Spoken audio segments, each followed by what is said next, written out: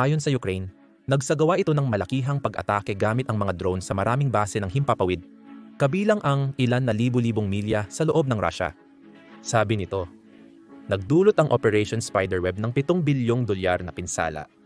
Ito ang pinakamalaking dagok sa estratehikong abyasyon ng Russia mula ika-22 Hunyo, 1941. Ipinagmamalaki ng Ukraine na natamaan nila ang mahigit 40 Russian bombers sa isang malawakang espesyal na operasyon na layong sirain ang mga bomber aircraft ng kalaban ayon sa security service ng bansa. Ang mundo ay nasa bingit ng kaguluhan dahil anumang sandali ay maaaring lumala ang sitwasyon at mauwi sa isang ganap na digmaang nuklear. Noong isang bahagi ng Mayo, 2024, naglabas ng nakakakilabot na banta sa social media si Dmitry Medvedev, pangalawang tagapangulo ng Security Council ng Russian Federation. Kung magpapadala ang NATO ng mga tropa sa Ukraine, magpapakawala ang Russia ng mga nuclear strike na lalampas pa sa hangganan ng Ukraine. Tinawag niya itong isang pandaigdigang sakuna na walang leader ng kanluran ang makakatatakas. Lumipas ang panahon hanggang ngayon, at lalo pang lumala ang sitwasyon. Si Vladimir Putin, ang kasalukuyang presidente ng Rusya, ay patuloy na nagpapalakas ng mga banta ng nuclear. Nagsasagawa ng mga military drill bilang paghahanda sa paggamit ng non-strategic nuclear weapons. Hindi maikakaila ang tensyon at parang mas malapit na kaysa dati ang panganib ng digmaang nuclear. Ano ang implikasyon nito sa iyo? Paano makakaapekto ang digmaang nuclear sa pagitan ng Rusya at Estados Unidos sa iyong pang-araw-araw na buhay? Ang sagot ay tunay na nakakatakot. Hindi lang tungkol sa mga malayong pagsabog ito. Magsisimula sa isang hindi nakikitang pag-atake. Mga electromagnetic pulse na sisira sa lahat mula sa iyong telepono hanggang sa power grid. Sa loob ng ilang minuto, ang mundong alam mo ay guguho.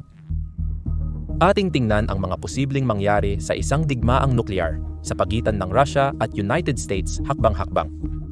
Titingnan natin ang epekto ng paglulunsad ng mga misil sa iyong buhay, komunidad, at mundo sa pangmatagalang paraan. Mula simula hanggang sa mga kasunod na nagpapahirap na bunga nito. Ginagamit ni Putin ang banta ng arsenal nuklear ng Russia upang gipitin ang kanluran dahil sa suporta nito sa Ukraine. May ilang nakakabahalang hakbang na ginawa ang Russia. Ayon kay Putin, itinaas nila ang alerto sa kanilang mga sandatang nuklear at nagsagawa ng mga pagsubok sa mga bagong kakayahan nito. Inanunsyo ng Russia ang plano nitong maglagay ng mga taktikal na sandatang nuklear sa Belarus. Sa unang pagkakataon matapos ang pagbagsak ng Soviet Union, naglagay ang Russia ng mga sandatang nuklear sa labas ng kanilang teritoryo. Habang tumataas ang tensyon, lalo pang nakabahala ang sitwasyon noong Nobyembre, 2024 nang aprubahan ni Putin ang pag-update sa doktrina ng nuklear ng Russia. Ayon sa mga eksperto, ang hakbang na ito ay nagpababa ng pamantayan sa paggamit ng nuklear na mas nagpalala sa banta ng digmaang nuklear. Mas mataas na ang panganib ngayon kaysa dati at mahalagang maintindihan ang mga implikasyon nito. Tumitindi ang banta ng digmaang nuklear dahil nagiging mas agresibo ang estratehiya ng Russia sa mga sandatang nuklear. Kamakailan, mas agresibo ang ipinamalas na diskarte ng Russia lalo na sa kanilang mga misil. Ang kanilang estratehiya ay nakadepende sa makabagong teknolohiya ng misil, lalo na sa mga misil na inilulunsad mula sa mga submarino. Ang mga sandatang ito ay dinisenyo para maging mabilis at eksakto na nagbibigay kakayahan sa Russia na umatake agad ng may matinding lakas. Isa sa mga pangunahing lokasyon para sa mga operasyong nuklear ng Russia ay ang base ng hukbong dagat na ito sa Kamchatka Peninsula. Nag-iimbak ang base na ito ng ilan sa pinakamalakas na mga submarine-launched missile ng Russia, gaya ng Poseidon, RSM-4, Napiu, R-29 Vysota, at R-29 Vysota. Ang mga missile na ito ay kayang lumisan ng malayo at magdulot ng matinding pinsala. Kung sumiklab ang digmaang nuklear, malamang ilulunsad ng Russia ang mga submarino mula sa Hilagang Pasipiko at Arctic Ocean patungo sa Estados Unidos. Ang layunin ng Russia ay simple lang, atakihin ang Amerika bago pa ito magkaroon ng pagkakataong makaganti ng buo. Bagamat kahanga-hanga ang nuclear na kakayahan ng Russia, nakapaghanda ang United States ng mga advanced na sistema para labanan ito. Ang US at NATO ay nagtayo ng isang sopistikadong sistema ng pagtugon upang matukoy at mapigilan ang isang nuklear na pag-atake bago ito makapagdulot ng malaking pinsala. Sa sentro ng depensang ito ay ang DSP, ang Defense Support Program Satellites, na pinapatakbo ng US Space Force. Patuloy na umiikot ang mga satellite na ito sa mundo. Nag-i-scan para sa mga heat signature na nagpapahiwatig ng paglulunsad ng missile. Kung magpapaputok ng missile ang Rusya, agad itong matutukoy ng Defense Support Program Satellites na magbibigay sa United States ng ilang minuto para makapaghanda ng tugon. Ang arsenal nuclear ng United States ay laging handang ilunsad anumang oras, isang kondisyon na tinatawag ng mga eksperto na high trigger alert. Ibig sabihin, libo-libong Amerikanong nuclear missiles ang maaaring agad na ilunsad. Maaaring utos ng presidente ng United States ang counterattack sa loob ng ilang minuto kung aatake ang Rusya, bago pa man tumama ang unang Russian missile sa Amerika. Layunin ng mabilis na tugon na ito na pigilan ang unang atake ng Rusya. Ngunit nangangahulugan din na kapag nasimulan na ang proseso, hindi na ito mapipigilan. Umaasa ang United States sa mabilis nitong kakayahan sa pag-atake para pigilan ang mga pagsasalakay at sa isang defensive shield para protektahan laban sa mga banta. Mayroon ding depensa ang United States na kilala bilang Ground-Based Mid-Course Defense o GMD. Dinisenyo ang sistemang ito para saluhin ang mga nuclear warheads habang nasa kalawakan pa ang mga ito sa mid-course phase nito. Ang GMD ay umaasa sa 44 na ground-based interceptors na nakapwesto sa Fort Greely, Alaska. Ang mga interceptor na ito ay estratehikong inilagay upang saluhin ang mga missile na inilunsad ng Rusya. Gayunpaman, hindi perpekto ang GMD system. Sa mga pagsubok, 50% lang ang bisa nito. Ibig sabihin kalahati ng mga missile ng Rusya ay malamang makalusot pa rin. At kung daan-daang intercontinental ballistic missiles ang posibleng papunta sa US, kahit 50% lang ang tagumpay, nananatiling vulnerable ang Amerika sa matinding pagkawasak. Ang unang tanda ng simula ng digmaang nuklear ay maaaring hindi isang malakas na pagsabog o maliwanag na liwanag. Maaari rin itong maging kasing simple ng biglang pagkamatay ng baterya ng iyong telepono. Ito ay gawa ng isang electromagnetic pulse o EMP na sandata. Ang mga electromagnetic pulse na sandata ay dinisenyo upang mapahinain ang infrastruktura ng isang bansa nang walang direktang pinsala sa mga tao. Ang mga ito ay pinuputok sa mataas na bahagi ng mundo, naglalabas ng gamma rays na nag-i-ionize sa hangin sa ibaba. Ang ionization na ito ay lumilikha ng malalakas na electromagnetic pulses na sumusira sa anumang elektronikong kagamitan.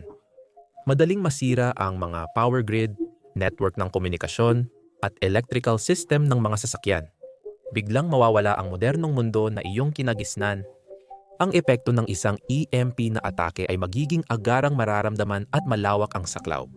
Isipin mong paggising mo, hindi na gumagana ang iyong smartphone, hindi na umiilaw ang mga ilaw mo, at hindi na umaandar ang iyong sasakyan. Mamamatay ang mga traffic light, magdudulot ng kaguluhan sa kalsada habang nagkakagulo at nagbabanggaan ang mga motorista. Ang mga ospital na nakadepende sa elektronikong kagamitan para mapanatiling buhay ang mga pasyente ay maaaring magresulta sa pagkamatay ng ilan. Ang mga ventilator, heart monitor, at iba pang kritikal na kagamitan ay matitigil, maglalagay ng maraming buhay sa panganib. Maging ang supply ng tubig at sistema ng imburnal na umaasa sa dekuryenteng bomba ay titigil sa paggana. Lumulubog ang bansa sa dilim at kaguluhan. Ngunit ang EMP na pag-atake ay simula pa lang. Ang pinakamalaking banta ay ang mga hindi direktang pagkamatay na idudulot nito. Kung walang kuryente, mahihirapan ang mga ospital na gamutin ang mga pasyente at maraming mamamatay sa mga sugat o sakit na madaling nagamot sana. Dumadami ang mga aksidente dahil nawawalan ng kontrol ang mga driver sa kanilang sasakyan, lalo na sa mga may elektronikong sistema. Titigil ang pampublikong transportasyon tulad ng mga tren at subway, kaya milyon-milyong tao ang maiiwan sa kalsada. Magsasara ang mga pabrika na magreresulta sa pagkaantala ng produksyon ng pagkain at gamot. Bagsak agad ang ekonomiya at magugulo ang lipunan. Sa EMP na pag-atake, mawawala ang lahat ng kagamitan na nagpapagaan ng buhay ngayon. Hindi mo magagawang tawagan ang mga mahal sa buhay para mangamusta o mag-access ng internet para sa impormasyon. Mawawala ang kuryente kaya mabilis na mauubos ang pagkain sa mga supermarket dahil masisira ang supply chain at magsasara ang mga bangko na magpuputol ng access sa pera mo. Parang ibinalik ang mundo sa panahon ng bato Pero may dagdag na takot dahil alam mong paparating pa rin ang mga nuclear missile. Ang electromagnetic pulse na atake ay dinisenyo para pahinain ng bansa bago magsimula ang totoong pagkawasak. Ipinapakita ng larawang ito ang saklaw ng isang EMP na sandata batay sa taas ng pagsabog nito. Kapag pinatigil ang mga sistema ng komunikasyon at transportasyon, mahihirapan ang gobyerno at militar na tumugon sa krisis. Nalulunod na sa trabaho ang mga serbisyong pang-emerhensya at dahil sa kaguluhan, halos hindi na magkaisa para magsagip. Sa'yo, ibig sabihin nito'y nag-iisa ka, walang paraan para malaman ang nangyayari o kung saan hihingi ng tulong. Mga ilang minuto matapos ang EMP attack, mararamdaman mo ang kakaibang katahimikan. Magiging tahimik ang paligid maliban sa mga nalalayoong boses na nagpapanik. Ngunit ang katahimikang ito ay panandalian lamang. Sa loob ng 15 minuto ang mga intercontinental ballistic missile ng Rusya ay papalabas na patungo sa kanilang mga target. Ang mga missile na ito ay tatarget sa mga napiling pangunahing lungsod at base militar. Mahalaga ang mga lugar na ito dahil nandito ang mga kritikal na infrastruktura, pasilidad ng pamahalaan, tauhan ng militar at command center. Malinaw ang layunin ng mga pag-ataking ito na wasakin ang pamahalaan at militar ng US upang hindi sila makaganti o makabangon agad. Halos hindi maisip ang agarang epekto ng isang pagsabog ng nuklear. Kapag sumabog ang isang bombang nuklear, ang unang mapapansin mo ay ang fireball. Isang liwanag na napakaliwanag na parang mapapadim ang araw. Ang sino mang nasa loob ng ilang milya mula sa pagsabog ay magiging abo agad. Wala na bago pa nila malaman kung ano ang nangyari. Ang init ng fireball ay susunog sa balat na walang takip, kahit 7 milya ang layo. Ang direktang pagtingin sa pagsabog ay maaaring makasira ng malubha sa iyong mga mata, na posibleng maging sanhi ng pansamantala o permanenteng pagkabulag. Pagkatapos ng pagsabog, susunod ang shockwave. Ang malakas na bugso ng hangin mula sa pagsabog ay sumisira ng mga gusali, nagpapabaliktad ng mga sasakyan, at nagpapaliparan ng mga debris ng nakamamatay na bilis. Malawakang pagkasira ang dulot ng mga shockwave. Binabasag nito ang mga bintana, pader, at halos lahat ng nakaharang dito. Kung nasa labas ka, maaari kang itapon ng pagsabog sa ere o maipit sa ilalim ng mga guho. Kahit nakaligtas ka sa pagsabog, halos imposibleng makahanap ng kaligtasan o tulong dahil sa pagkawasak sa paligid. Kung malapit ka sa pagsabog, ang iyong kaligtasan ay nakasalalay sa bilis ng iyong reaksyon. Ayon sa Centers for Disease Control and Prevention, ang pinakamainam na paraan para mabuhay ay tumalikod sa pagsabog, ipikit ang mga mata, at dumapa. Humiga ng patagilid sa tiyan at ilagay ang mga kamay sa ilalim ng katawan para maprotektahan ang mga mahahalagang bahagi nito. Posibleng makaranas ka ng 2 shockwave, una mula sa pagsabog at pangalawa mula sa pag-atras ng hangin. Bagamat delikado pa rin ang init mula sa pagsabog, ang paghiga ng patagilid ay makakatulong para maprotektahan ka mula sa mga lumilipad na debris. Ang pagligtas sa unang pagsabog ay simula pa lang ng labanan. Ang mga epekto ng pagsabog ay magdudulot ng mas maraming panganib gaya ng radyasyon, sunog at pagbagsak ng lipunan. Magkakagulo ang mundo at lalong magiging mahirap ang pag-survive. Pero sa mga unang sandali pagkatapos ng pag-atake, ang tanging mahalaga ay ang manatiling buhay. Kahit mga survival guidelines ng Centers for Disease Control and Prevention ay nagbibigay ng pag-asa, ang laban ay mahirap finding kahit sundin ito ng perpekto. Ang agarang resulta ng isang nuclear strike ay isang nakakatakot na tanawin ng pagkawasak, pagdurusa at kalituhan. Sa mga nakaligtas sa unang pagsabog, malayo pa ang katapusan ng banggungot. Ang mga susunod na araw at linggo ay mapupuno ng mga hamon tulad ng radyasyon, malakas na sunog at pagbagsak ng lipunan na magpapabago sa mundo bilang mapanganib at di na makilalang lugar. Ang pagkalason sa radyasyon ay mabilis at nakakatakot na banta pagkatapos ng isang pagsabog ng nuclear. Kung malapit ka sa lugar ng pagsabog, maaari kang malantad sa nakamamatay na radyasyon sa loob lamang ng ilang segundo. Ang matinding acute radiation syndrome ay mabilis na mararamdaman, at mga sintomas tulad ng pagduduwal, pagsusuka, at matitinding paso sa balat ay lilitaw sa loob ng ilang oras o araw. Habang patuloy na sinisira ng radyasyon ang iyong katawan, maaari nitong sirain ang mga organo at magdulot ng pagkabigo ng mga ito, na kadalasan ay humahantong sa kamatayan. Makaligtas man sa mga unang epekto, Ang mga pangmatagalang resulta ay maaari ring maging delikado. Maaaring magdulot ang radyasyon ng mas mataas na panganib ng kanser, sira sa DNA, at iba pang pagbabagong maaaring makaapekto sa mga susunod na henerasyon. Ang radioactive fallout, mga particle na naiiwan sa hangin matapos ang pagsabog, ay kakalat ng milya-milya na magiging sanhi ng kontaminasyon sa hangin, tubig at pagkain. Ang paglanghap ng radioactive na alikabok, pagkain ng kontaminadong pagkain, at pag-inom ng maruming tubig ay maglalantad sa iyo sa mas maraming radyasyon. Kaya't ang pag-survive ay magiging tuloy-tuloy na laban sa isang hindi nakikitang banta. Ang firestorm ay malaking panganib. Hindi ito karaniwang sunog, kundi napakalalaking apoy na parang bagyo na hindi mapigilan. Kapag sumabog ang isang nuclear bomb, nagsisimula ito ng maraming sunog na mabilis na nagsasama-sama at nagiging malaking firestorm. Sobrang init ng mga firestorm na ito na kayang tunawin ang salamin, patunawing likido ang aspalto, at pahinain ang bakal na balangkas ng mga gusali. Ang firestorm matapos ang pagbagsak ng bomba sa Hiroshima ay sumira ng 4.4 na milya kwadrado ng lungsod. Ang isang makabagong digmaang nuklear ay makakalikha ng mas malalaki at nakamamatay na mga firestorm na imposible nang makatakas kapag naipit. Ang matinding init at malakas na hangin, katulad ng isang bagyo, ay magdudulot ng panganib sa kaligtasan at mag-iiwan ng mga wasak na lungsod. Kahit na nakaiwas ka sa mga firestorm, ang pagbagsak ng lipunan ay magdudulot ng mga bagong problema. Ang mga serbisyong pang-emerhensya tulad ng mga ospital, bombero at pulisya ay maaaring maapektuhan ng malaki o tuluyang masira. Ang EMP mula sa pagsabog ng nuklear ay tiyak na sumira sa mga sistema ng komunikasyon, kaya halos imposibleng magsagawa ng mga pagsagip. Kung walang pulis, mabilis kakalat ang kaguluhan, mag-aagawan ang mga tao para sa mga pangunahing pangangailangan at mawawala ang kaayusan sa lipunan. Sa isang walang batas na mundo, ang iyong kakayahang protektahan ang sarili at mga mahal sa buhay laban sa ibang mga nakaligtas ang magiging susi para mabuhay. Mabigat ang epekto sa isipan ng pag-survive sa digmaang nuklear.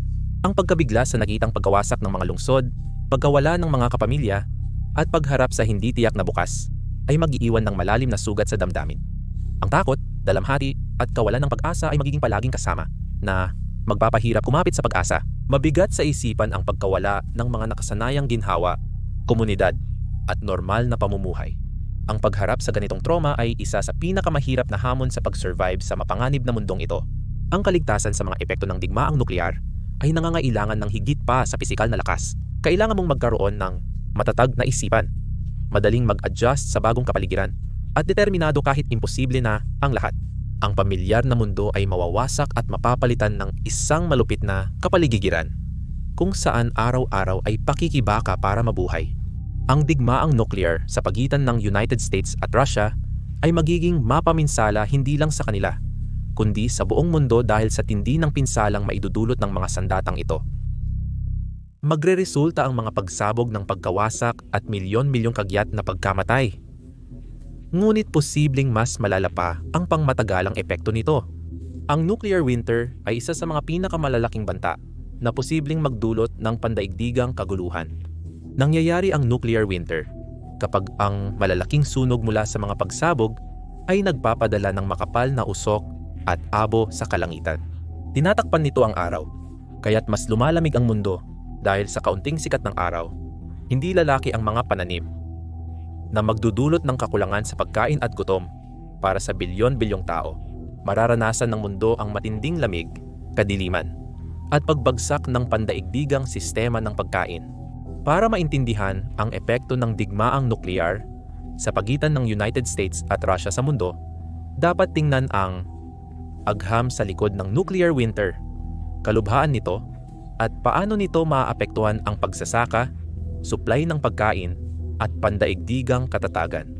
Ang nuclear winter ay isang nakakatakot na posibleng mangyari pagkatapos ng digmaang nuklear. Nagsisimula ito sa pagsabog ng mga bombang nuklear. Lumilikha ng malalaking fireball na nagpapaliyab sa mga lungsod, kagubatan, at pabrika. Ang mga sunog ay nagpapadala ng makapal na itim na usok at abo sa kalangitan. Kadalasan, nawawala ang usok sa tulong ng mga pattern ng panahon. Ngunit sa kasong ito, maaaring manatili ang maliliit na particle sa hangin ng ilang buwan o taon. Nahaharangan nila ang sikat ng araw sa mundo, kaya biglang bumababa ang temperatura na parang biglang malalim na taglamig. Ang mga epekto ng nuclear winter ay katulad ng nangyayari pagkatapos ng mga pagsabog ng bulkan. Noong 1815, sumabog ang bundok Tambora at nagpakawala ng maraming abo at gas sa himpapawid. Ang pagpapalpak ng mga pananim at pagbaba ng temperatura noong 1816 ay naging sanhi ng pagkagutom ng mga tao sa taong walang tag-init. Subalit, isang nuklear na digmaan sa pagitan ng United States at Russia ay lalong magiging matindi. Ayon sa mga siyentipiko, ang sunog mula sa libu-libong pagsabog ng nuklear ay maaaring magpadala ng bilyon-bilyong tonelada ng itim na uling sa itaas na bahagi ng atmosfera. Magdudulot ito ng matinding paglamig sa buong planeta. Ang mas kaunting sikat ng araw at nagyayalong temperatura ay magdudulot ng hindi paglaki ng mga pananim at kakulangan ng pagkain sa mundo. Sa isang digmaang nuklear, ang usok at alikabok mula sa mga pagsabog ay magbabara sa sikat ng araw. Walang photosynthesis ang mga halaman kung walang sikat ng araw para makagawa sila ng pagkain. Magiging sakuna ito sa buong food chain dahil nasa pinakailalim ang mga halaman at umaasa ang lahat sa kanila. Kapag nabigo ang mga pananim, kakulangan ng pagkain at gutom ang kakalat sa buong mundo. Kahit ang mga bansa na hindi nakikidigma ay mahihirapan dahil sa pagbaba ng supply ng pagkain sa mundo. Sa madaling salita, gagawin ng nuclear winter na mas madilim, mas malamig, at mas mapanganib na tirahan ng mundo. Ayon sa mga siyentipiko, may 6 na antas ang nuclear winter, mula sa maliliit na abala hanggang sa halos katapusang sakuna ng mundo. Ang mga epekto ay nakabatay sa dami ng nuclear weapons na ginamit, dami ng usok na nakapasok sa hangin, at tagal ng paglamig. Minimal na nuclear winter, posible lang kung kakaunting nuclear bomb ang sumabog. Lalamig ng kaunti ang mundo at posibleng magbago ang mga pattern ng klima. Magkakaroon ng hirap ang ilang pananim, pero panandalian lang ang epekto at ilang lugar lang ang maaapektuhan.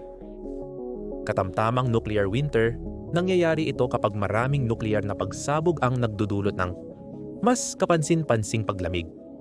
Pagsasaka, hihirapan. Ilang rehiyon, magkakaroon ng kakulangan sa pagkain. Maaaring sumunod ang mga ekonomikong problema habang nahihirapan ang mga bansa na pakainin ang kanilang mamamayan. Paano naman kung matinding nuclear winter? Ang ganitong antas ay magdudulot ng malaking paglamig sa buong mundo. Mas kaunting sikat ng araw ay magdudulot ng malalaking pagbagsak ng ani at tagutom sa maraming bansa na makakaapekto sa milyon-milyong tao. Karaniwang nuclear winter. Ayon sa mga siyentipiko, ganito ang mangyayari kapag nagkaroon ng digmaang nuklear sa pagitan ng Estados Unidos at Russia.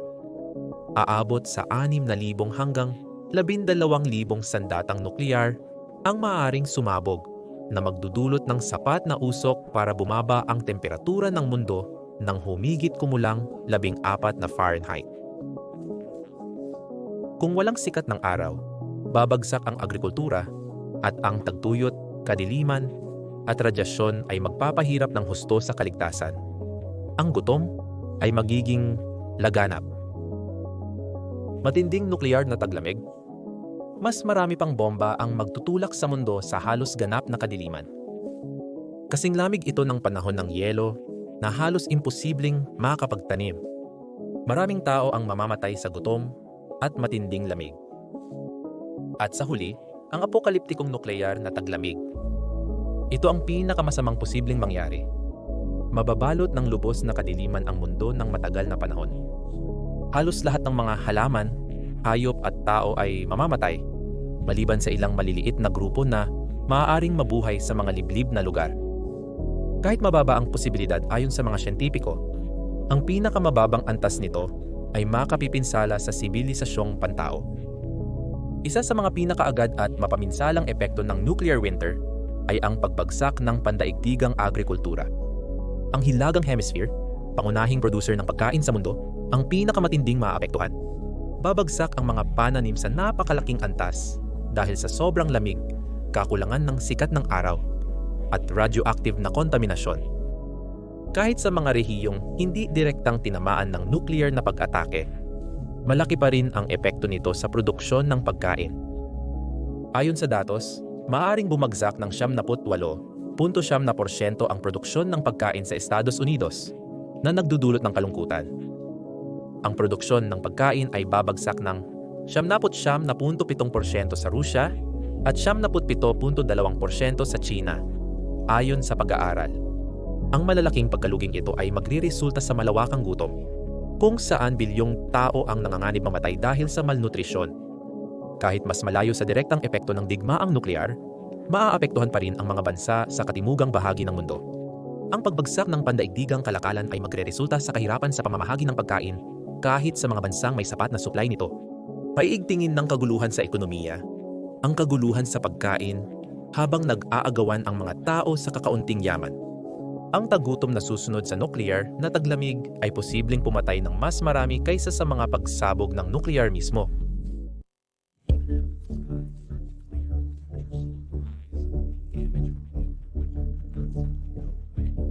Magbabago ang mundo sa loob ng mga dekada, marahil maging sa mga siglo.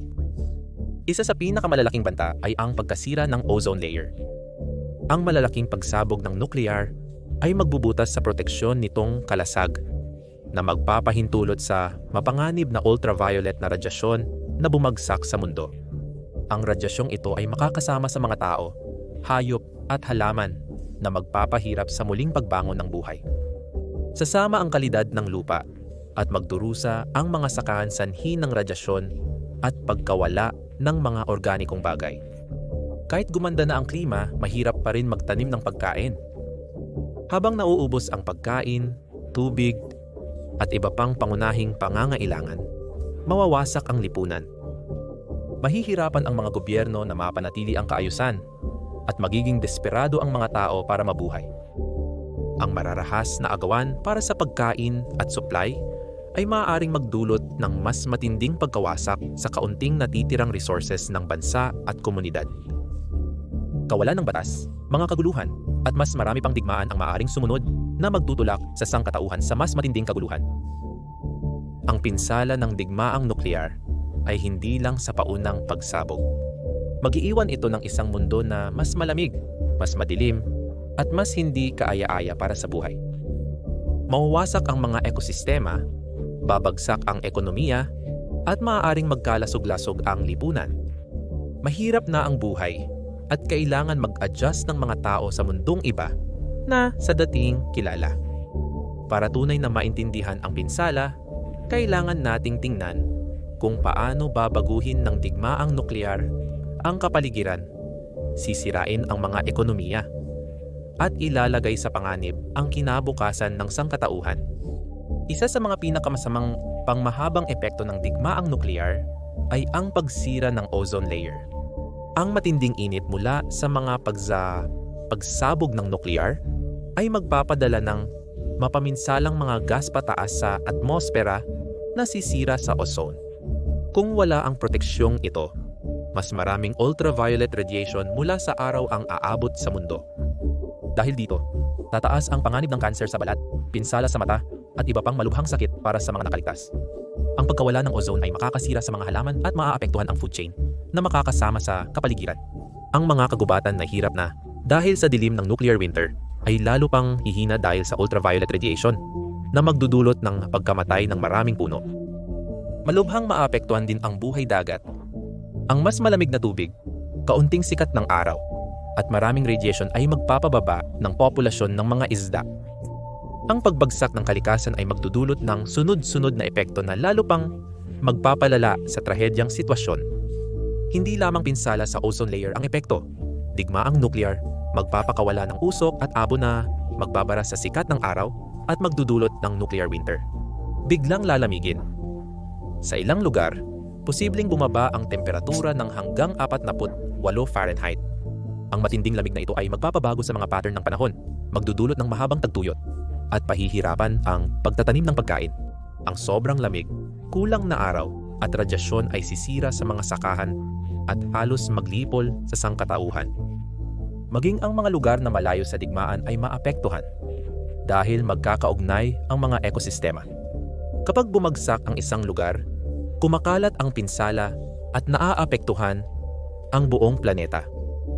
Digmaang nuklear ay sisira sa pandaigdigang ekonomiya. Ang pagbagsak ay ititigil ang pandaigdigang kalakalan, napuputulin ang mga Southern Hemisphere countries sa mahahalagang supply, at pamilihang kanilang kailangan. Ang US dollar, euro, at iba pang pangunahing pera ay mawawalan ng halaga na magdudulot ng matinding inflasyon at krisis pang-ekonomiya. Ang pagkawala ng mga lungsod at sentro ng kultura, agham, at pananalapi ay pipigil sa pag-unlad ng sangkatauhan. Posibleng bumagsak ang sibilisasyon sa isang bagong dark age kung saan matitigil ang pag-unlad ng teknolohiya at kaalaman. Ang mga grupong tulad ng United Nations at NATO na umaasa sa matatag na pamahalaan at ekonomiya ay posibleng mabuwag na magdudulot ng kaguluhan sa mundo. Dahil wasak na ang mga bansa, hindi na sila makakatulong. Dahil sa kawalan ng matibay na pamahalaan, kakalat ang kaguluhan at mag-aagawan ang mga tao sa natitirang yaman. Babangon ang lipunan at sa halip na tiwala at pagtutulungan, takot at karahasan ang mangunguna. Sa malupit na bagong mundo, wala nang halaga ang batas. Sa buhay, matitira lang ang pinakamalakas at walang awa. Napakahirap mabuhay matapos ang isang nuclear na sakuna.